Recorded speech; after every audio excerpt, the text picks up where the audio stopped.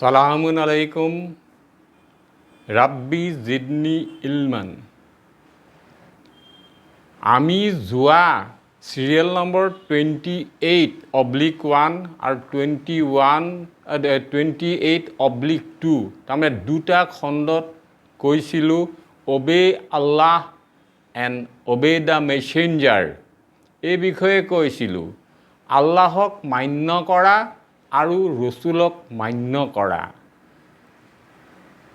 ইয়াত আমি যিখিনি ডিছকাছ কৰিছিলোঁ আপোনাৰ ধৰক আল্লাহক মানিবলৈ যাওঁতে বা ৰসুলক মানিবলৈ যাওঁতে আমি প্ৰথমে আল্লাহক জানিব লাগিব, ৰসুলক জানিব লাগিব, লগতে শয়তানকো জানিব লাগিব। এইবিলাক আমি জানিম কেনেকৈ? এইবিলাক আমি কিন্তু আগৰ দুটা 28:1 আৰু 2ত এই কথাবিলাক কৈ আহিছিলোঁ।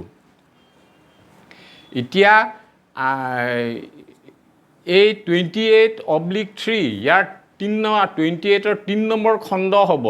গতিকে আল্লাহক মনাৰ আগতেই আমি আল্লাহক জানিব লাগিব।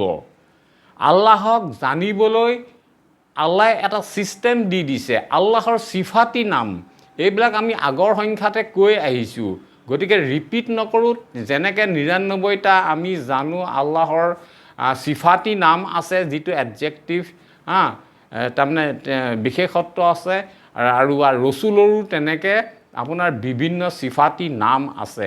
সেইবিলাকৰ পৰাই আল্লাহে আমাক তেখেতৰ বিষয়ে জানিবৰ কাৰণে আমাক সহায় কৰিব। আমি প্ৰথমে আল্লাহক জানিব লাগিব।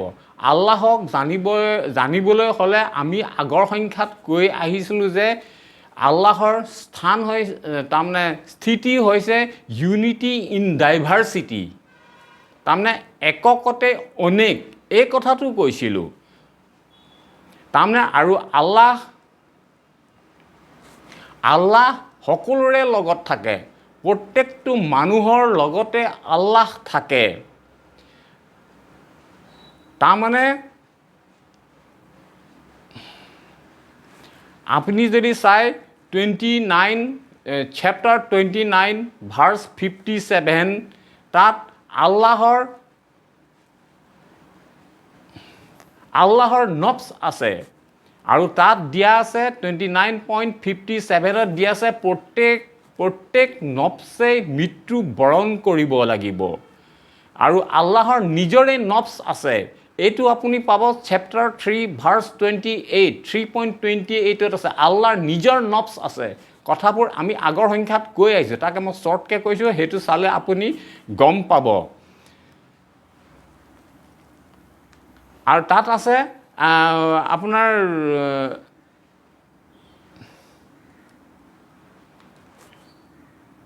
আল্লাহৰ নফ্সৰ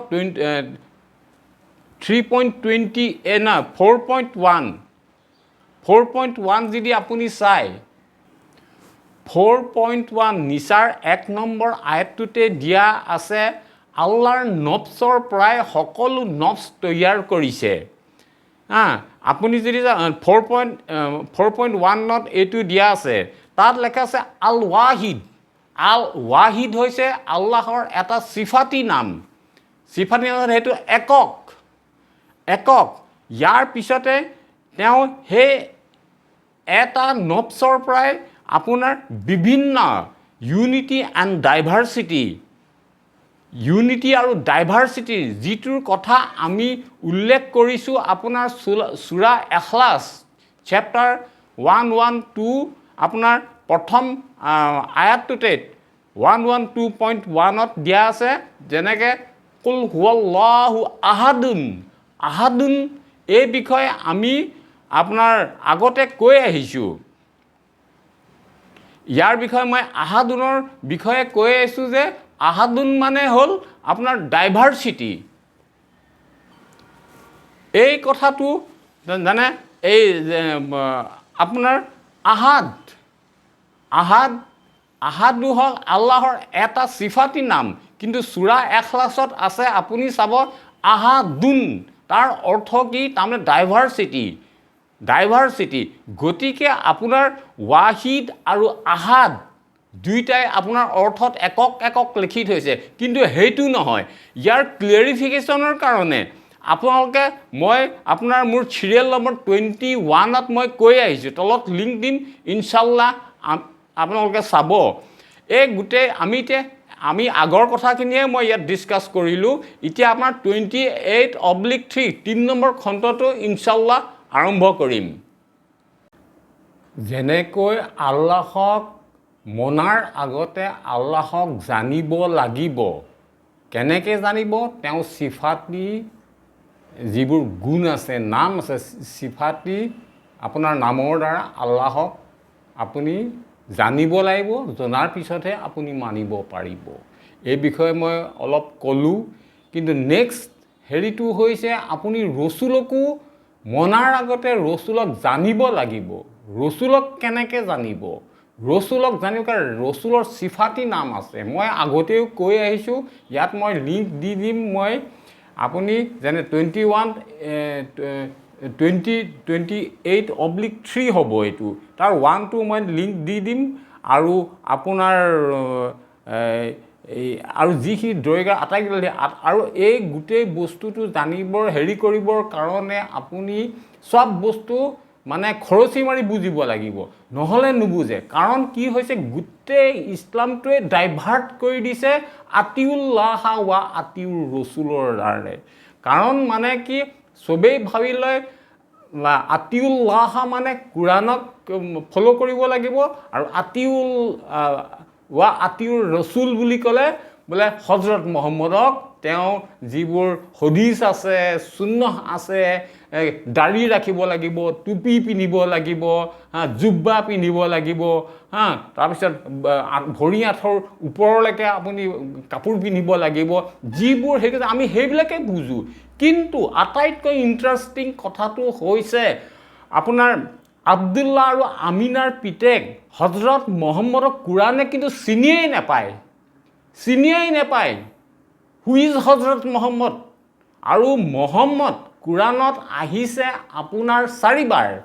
তাত আপোনাৰ হজৰত মহম্মদৰ কথাই নাই। সেইটো আপোনাৰ এটা চিফাতি নাম, ৰচুলৰ এটা চিফাতি নাম, এডজেক্টিভ হৈ আছে।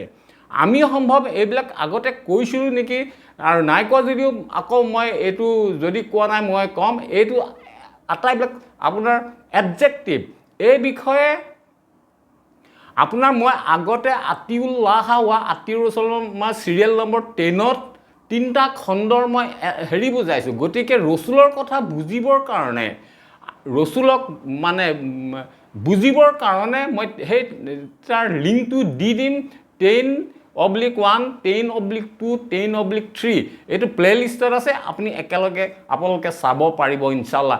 একচুৱেলি এইটো 28/3 যিটো আমি এইটো কৰিলোঁ, একচুৱেলি এডভান্স বিশেষ একো নহ'ল, কাৰণ আগৰ বস্তুখিনি নুবুজিলে এইটো বুজিব নোৱাৰে। এতিয়া মুছলমানৰ অৱস্থা আটাইতকৈ বেয়া কি, সি কৰিব লাগে এটা, কৰিছে এটা।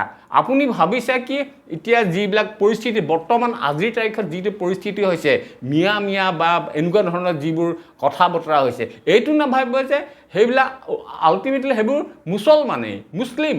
কিন্তু সেইটোৰ যেতিয়া এফেক্ট হ'ব না, আপোনাৰ তাতে এফেক্ট হ'ব। আকৌ এটা বেলেগে ধৰি লওক গৰীয়া মৰীয়া তেওঁলোকেও এটা দিবচোন, আমি সিহঁতৰ লগত এইবোৰ কৰিব লগা কিয় হৈছে? কাৰণ অৰিজিন হেৰিটোৰ পৰাই মানুহে ডাইভাৰ্ট হৈ গুচি গৈছে। এই কথাবোৰ বুজিব লাগিব। মই লিংক দি দিম।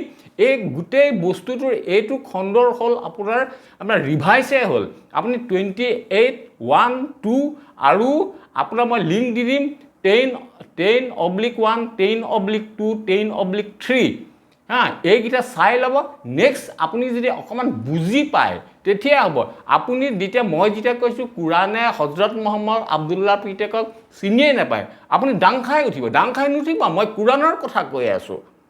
কোৰাণৰ কথা কৈ আছোঁ গতিকে পটকৈ মোৰ লগত ডিবেট কৰা দিগদাৰ আছে গতিকে এই কথাবোৰ বুজিব লাগিব বুজাৰ কথা আমি ডিবেটৰ কাৰণে অহা নাই কোৰাণৰ কথা ভুল হৈছে শুধৰাই ল'ম ন' মেটাৰ ইনশাল্লাহ কথাবোৰ বুজিছে ৰাব্বি আউযুবিকা মিন হামাজাতিৰ শায়াতিন ওয়া আউযুবিকা ৰাব্বি আইয়াহদুৰুন সালামুন আলাইকুম সকলোৱে ভালে থাকক সকলোৱে কথাবিলাক বুজক আল্লাহক বুজাৰ চেষ্টা কৰক সেয়াই আৰু